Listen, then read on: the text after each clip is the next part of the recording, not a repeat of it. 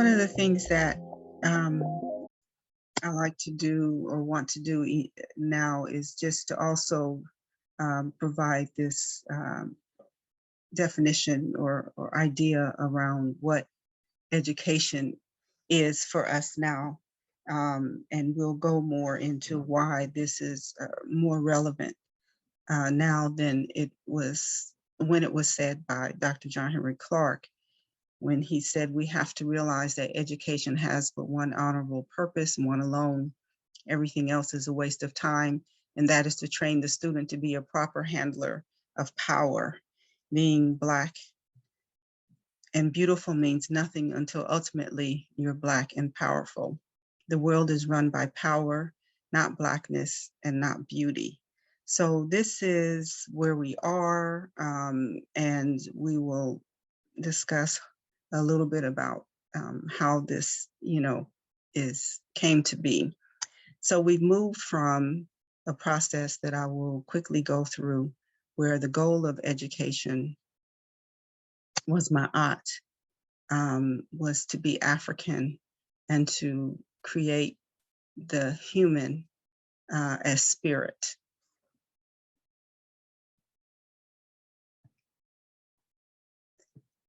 So the examples that I'll give is based on some research that I'm doing, where I'm looking at the philosophy and intent of various African societies and the curriculum that they have. And I'm developing tables that have the country, the ethnic group, the different kinds of apprenticeship models that existed prior to colonialism and now. And then the characteristics of those apprenticeships in terms of what both males and females were socialized and trained to do. Now, in this example, in the examples that I'll discuss today, I'm primarily going to be talking about males and apprenticeship models that mainly have been targeting males in the various societies. Some of the resources that I've used are here. And of course, I'm not going to talk about all of them, but just to show you that these are some of the books and materials that I'm using to gather some of my information, in addition to, of course, being in Africa and on the ground. So in Kemet, where we know is one of the most ancient civilizations, the apprentices, and both males and females to a certain extent, all learned reading, writing, were taught morality and ethics and values, and all had spiritual instructions. One of the most prized apprenticeships that a young male could have was to become a scribe or sesh. And of course, we know that these are the individuals who would be writing the meta nature and transmitting the knowledge and information from different trades to the society, but also very much writing about the deities and the pharaohs, or the different leaders, kings and queens during those times, but also very much documenting the way of life and what was happening in society. But there were other kinds of apprentices as well. There were also apprentice systems that included farming, of course, one of the most ancient occupations, carpentry, stonemasonry, leather, fabric dyeing, jewelry making. All those things were being done in ancient Kemet.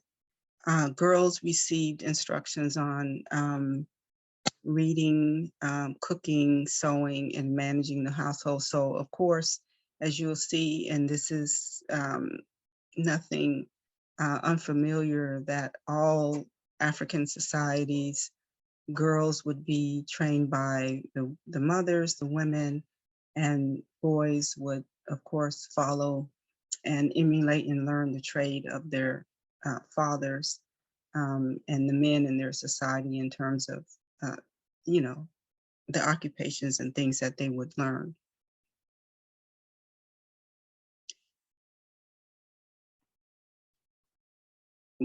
Again, just very quickly, in addition to the sessions, providing secular instruction on reading, writing, medicine, and mathematics, they also had specialized training from teachers where they would be learn what is called the instruction of wisdoms.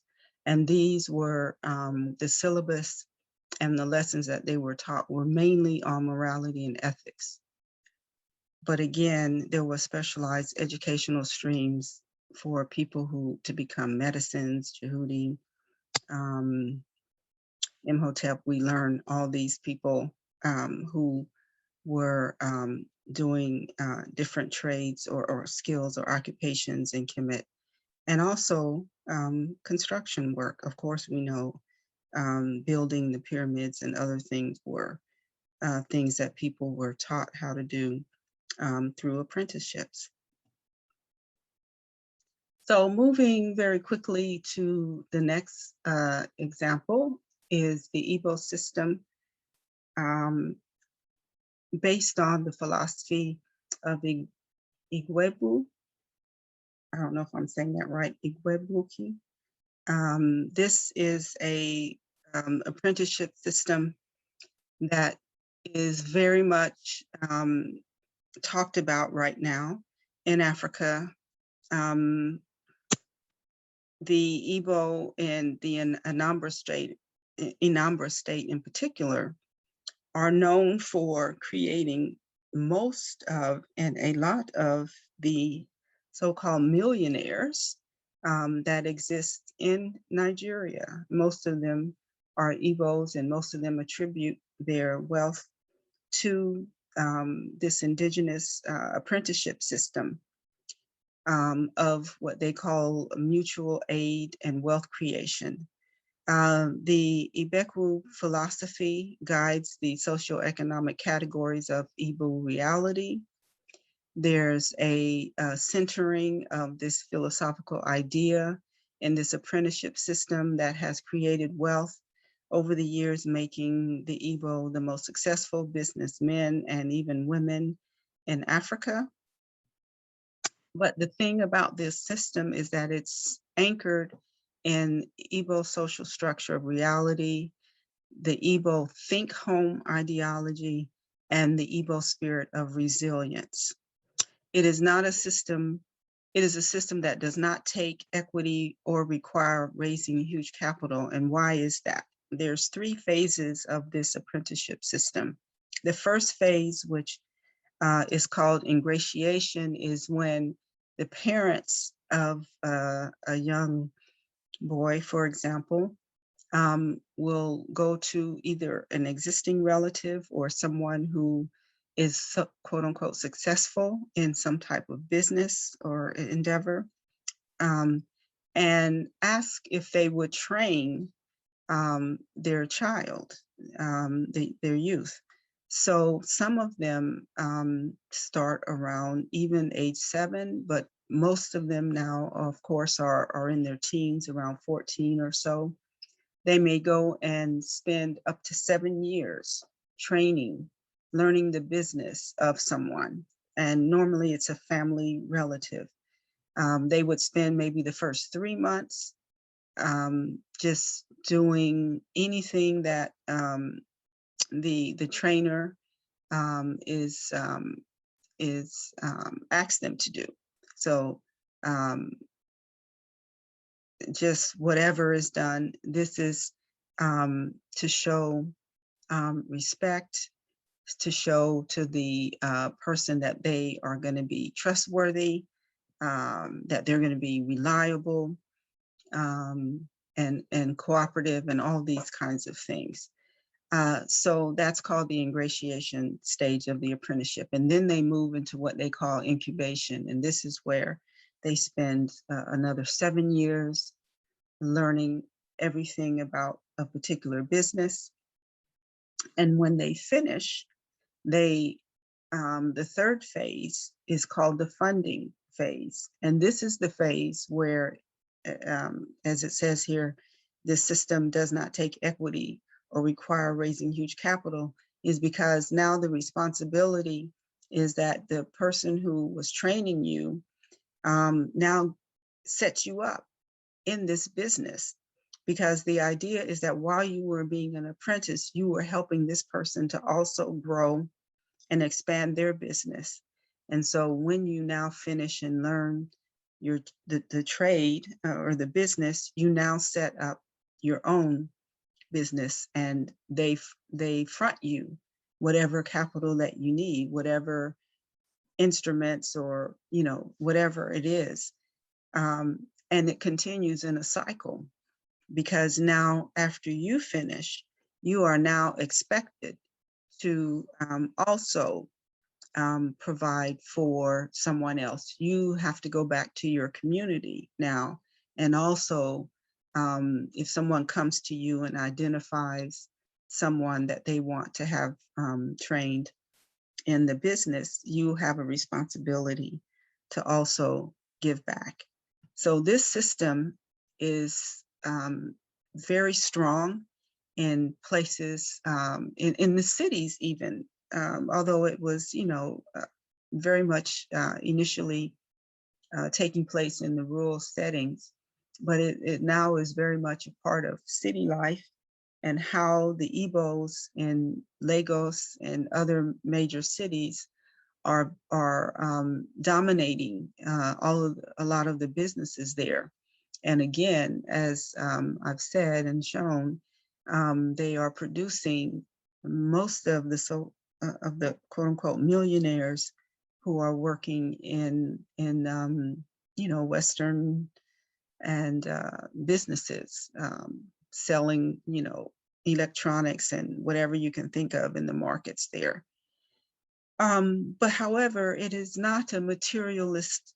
The person is not raised to be have the same kind of capitalist materialist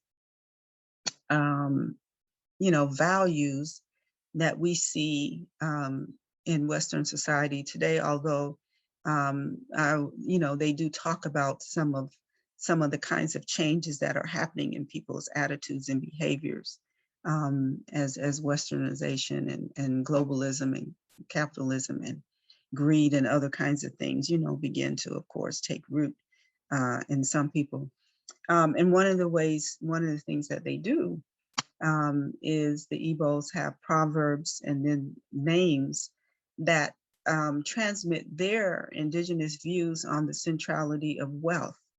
And so as you see some of them here, the concept that comes out is that the wealth that you have must reach your home, which means, you give back, but also they very much, the wealth that you have is examined by everybody in the community that you're a part of. So people want to know, it's not enough for you to be wealthy. People want to know that how you became wealthy was in an honorable way, and that there was not, that it was through hard work and integrity and transparency. So everybody is expected to be transparent about where your wealth came from. As I said, communities repudiate ill-gotten wealth or money. They have a saying, "OGIEK," and that kind of wealth was seen as a curse rather than blessing. People are reluctant to associate with people who are suspected of having questionable wealth, especially money that was made through what they call charms, OGIEK, and shading of blood. So that is the Igbo system. And I'll talk a little bit more about that later. In Kenya, we have the OGIEK people who live in the Mau Forest. These are one of the most ancient indigenous groups in Africa, among the Kalenjin people. They unfortunately are one of the groups that are actually dying out, and have been, and a lot of them are being forced out of the forest and their habitat in East Africa. One of the apprenticeship systems that they have for young men, boys, is their hunting apprenticeship. It is a communal activity where the apprentices are inculcated with skills and techniques of hunting governed by a set of rules and regulations. And these rules and regulations are based on a philosophy that is in tune with nature, that has led to them actually conserving the animals that they hunt, but also the plants and the herbs that they use, and even food that they forage out of the forest. Another apprenticeship system, of course, is herbal medicine. I think I misspelled that over there, but also beekeeping. Their main diet consists mainly of meat and honey. So the apprenticeship systems are done in age grade sets of 10, and each lineage or each group is restricted to a certain area that they call Konuyito. And the newly initiated are called moronic after they go through their training process. Some of what they learn is based on their name. The name of the cultural group means caretakers of both plants and animals. OGIEK means caretakers of both plants and animals. So they all learn herbal medicine and simple wound care. They learn how to identify diseases. They learn archery, how to set traps. After each hunting expedition, they do physical exercises so that they can learn how to be swift when hunting, but they also learn numeracy and calculations to master shooting their bows and arrows at an angle. And of course, they're taught the values and ethics on sharing, and in particular, collective hunting, because all of the hunting that happens among this, the ethnic group, is done as a group. Elders go out with the youth, the young apprentices, and teach them, how to hunt. But they also learn songs, symbols, and languages of coded precision of communication when they're hunting. They also learn how to observe weather patterns to decide and know when is the best time to go out and hunt. One of the interesting things about the group that is taught, again, the ecological conservation values are taught through the practice of keeping children close to the adults, where they see that nothing is wasted, you don't take more than you need, and also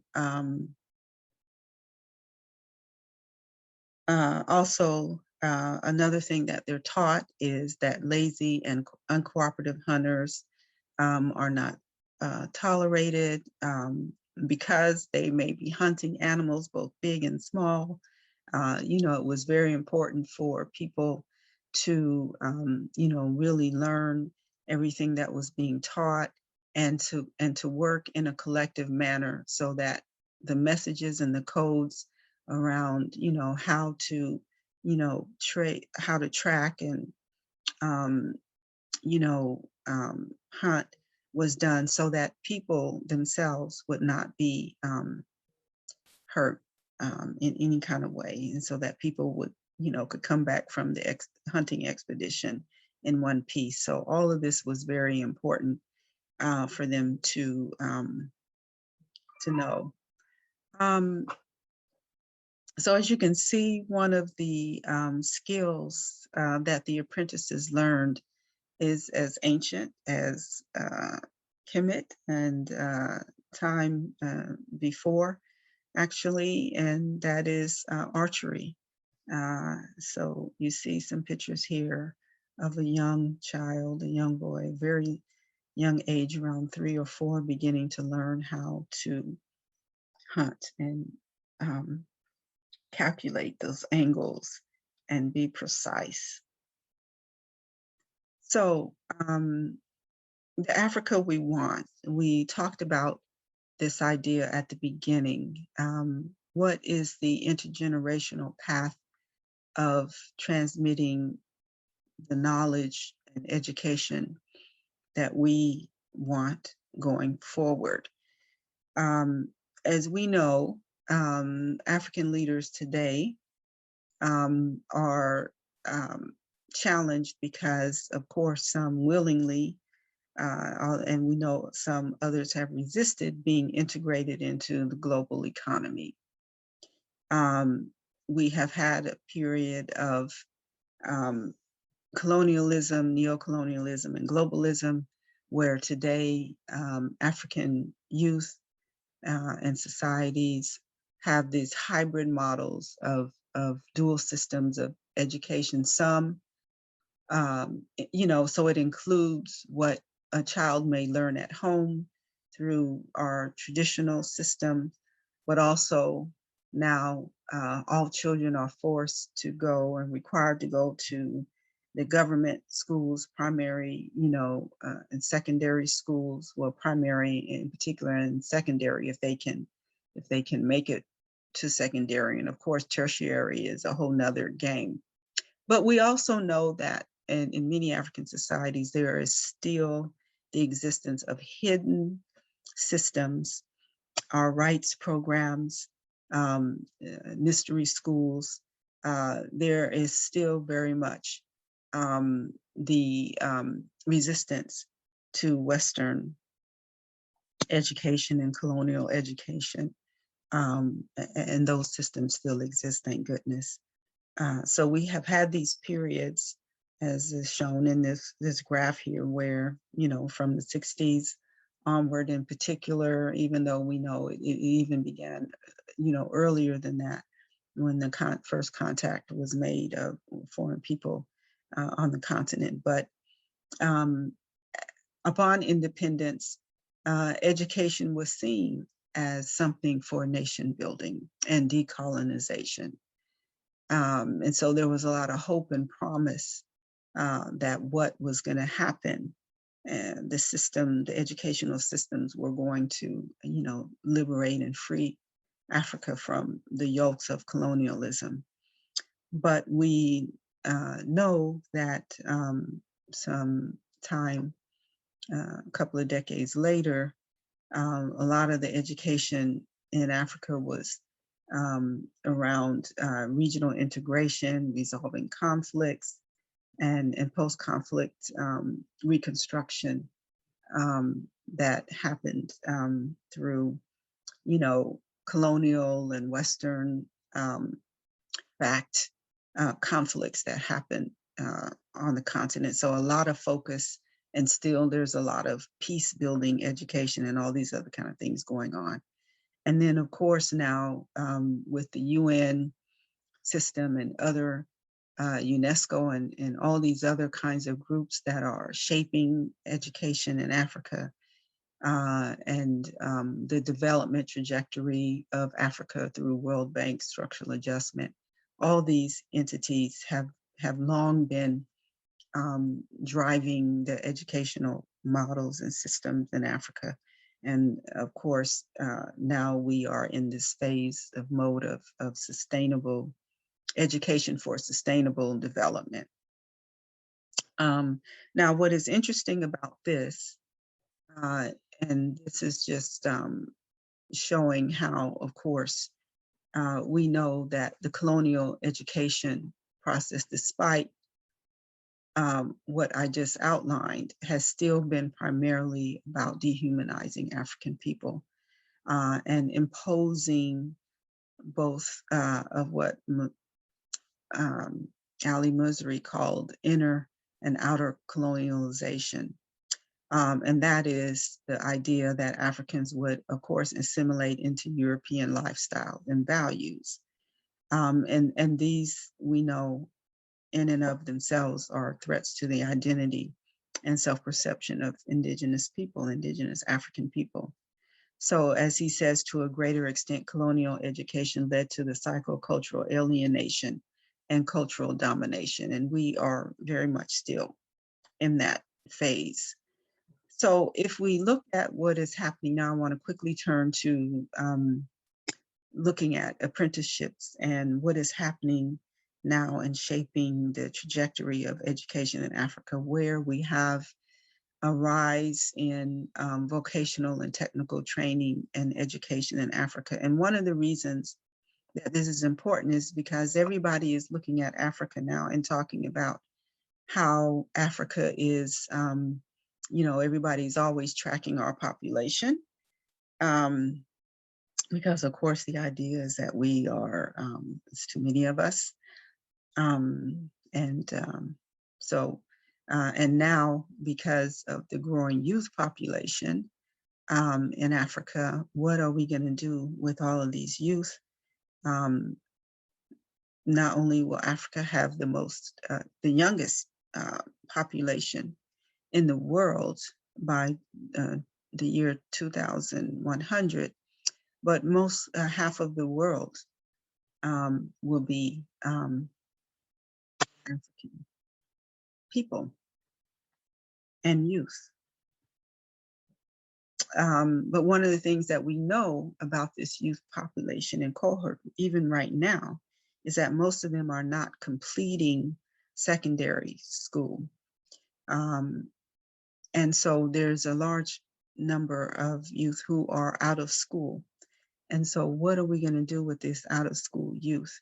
Those who drop out before completing at least 12 years of schooling. And even those who do complete secondary school, there's no jobs for them. So what are we going to do? And people are worried that even as governments in Africa are offering free lower and secondary school, even the youth who are, because of the social stratification, inequity, a lot of these youth, of course, still can't even go to this so-called free secondary school because, you know, it's not free. You still need clothing, food, you know, transportation, you know, you still need to get to the school. You still need books, supplies. You still need all these things that a lot of them can't afford. And so the challenge related to all these trends is that the economic situation is dire, but also, of course, governments are not making the investments in education, and they are not also, according to some, focusing on the kinds of skills for these young people to have that will, quote unquote, boost their economies and move Africa into this knowledge-based society. So of course, Africa is supposed to move from, you know, the indigenous societies past industrialization to knowledge-based societies and economies, because that's where globalization and that's where Western societies are. The other thing I want to quickly mention is that the other concern is that despite COVID, actually, people still are projecting that the youth will survive the COVID phase in Africa, and be there at the end saying, okay, you know, how do I take care of myself and how do I take care of my family? You know, one of the things that I want to mention is that in my research, I actually look at here, for example, in the US, apprenticeships were also a system. For example, in Barbados, if you look at some of the island countries in the diaspora, after the end of slavery, a lot of African people were offered apprenticeships as a form of emancipation and livelihood that I think, you know, we haven't looked at or talked about so much. So, and I'm not going to really have a chance to go into that, but I just wanted to raise that, that in looking at apprenticeships, I'm also looking at it in Africa, but I'm also looking at it across the diaspora and in other areas where we were colonized or enslaved, and how, you know, the educational systems that emerged, training and educational systems that emerged to quote unquote, you know, help keep us civilized and in many ways still enslaved. So there's a lot of focus now, moving fast forward, moving to today, there's a lot of focus again on technical and vocational educational training. It has emerged into what they call now TVSD, so training and vocational education. They call it now technical and vocational skills development. And this system has begun to sort of take over just the pure vocational training, because they realize that a lot of people, the informal sector is still very strong in Africa, and people are continuing the apprenticeships and training that the young people and the youth in particular need is still primarily happening in these so-called informal apprenticeships. And these, of course, are what we know as our indigenous traditional educational systems, because people just simply aren't going to these vocational educational and training systems that governments are setting up, that the small numbers of businesses that exist are setting up, and that the workplace training in these businesses is not as plentiful. There's not enough for everybody, of course, to be in those programs. Plus, they're underfunded, but they also depend a lot on funding from outside sources. So, at any rate, there's still now this very much, I guess, proliferation of people who are coming to Africa now and who are promoting this renewal of apprenticeships, for example, in Africa. All of the African economic plans by the African Union,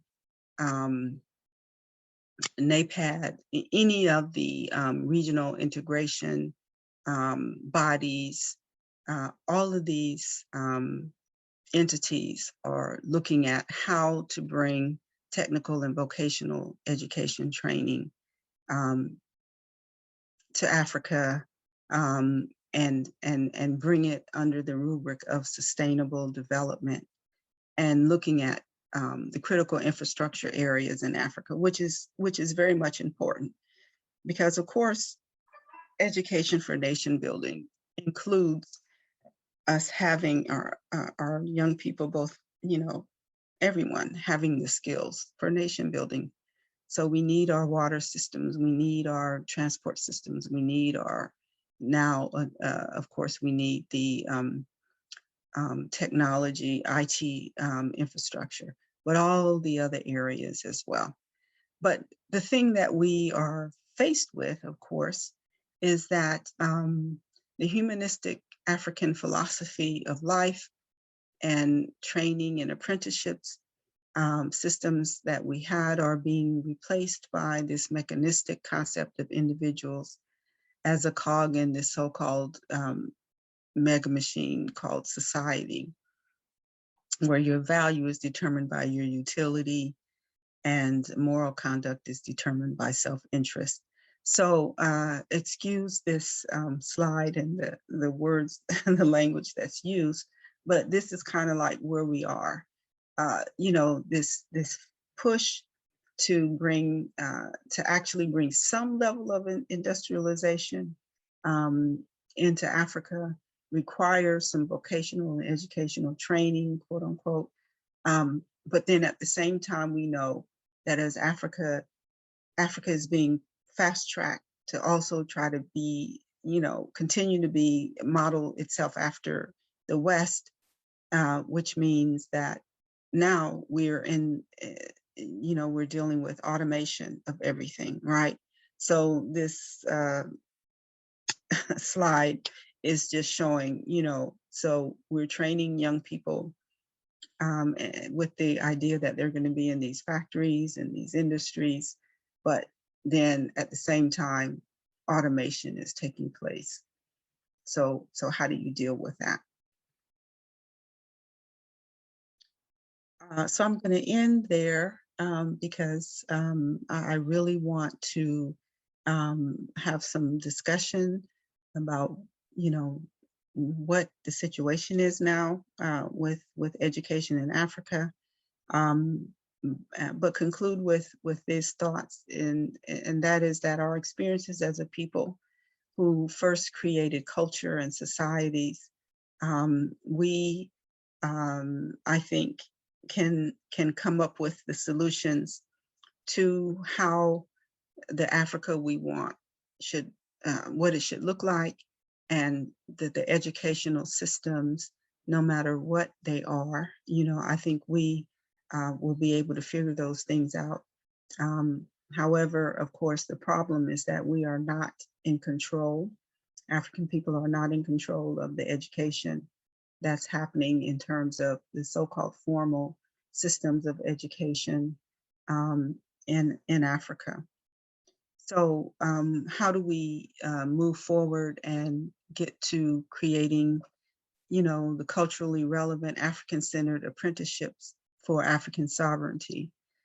So some of the things that I will say is that, you know, we have to refuse to educate our people and our youth for service of our colonizers and global capitalism.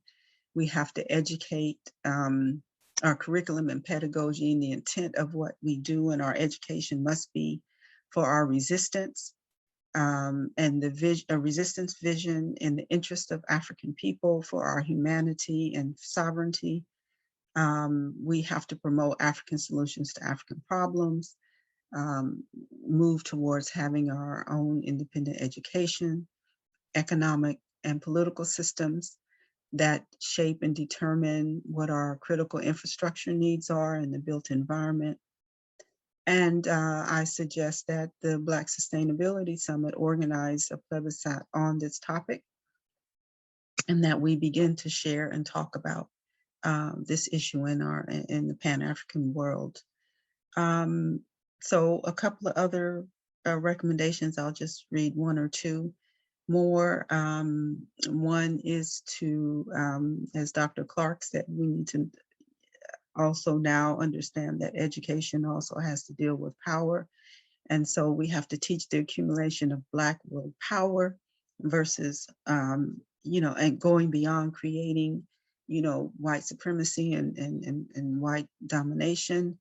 And we need to, of course, ensure that whatever systems of education and training that we do creates a school to community pipeline, not a community to white ideologically curriculum-based school pipeline, which, you know, as we know now, gears just simply is um, directing our youth into prison and capitalist exploitation. Of course, we have to ground our apprenticeships of any kind for us in Indigenous African epistemology, philosophy, culture, and worldview. And in those cases, then the community and communalism is a central idea of what the education will be about. Yeah, and develop skills and education for the future we want based on our past, and then monitor and influence the policy of those who are currently controlling education as we are focused on building the Africa we want, and working on whether it's community control of education here in the US, also in Africa. We have to deal with what we're faced with now and figure out ways to continue to ensure that African culture and values and that our young people are learning about, their heritage and their identity, and that they see themselves in what they are learning. And I think that's where I'm going to stop. Thank you.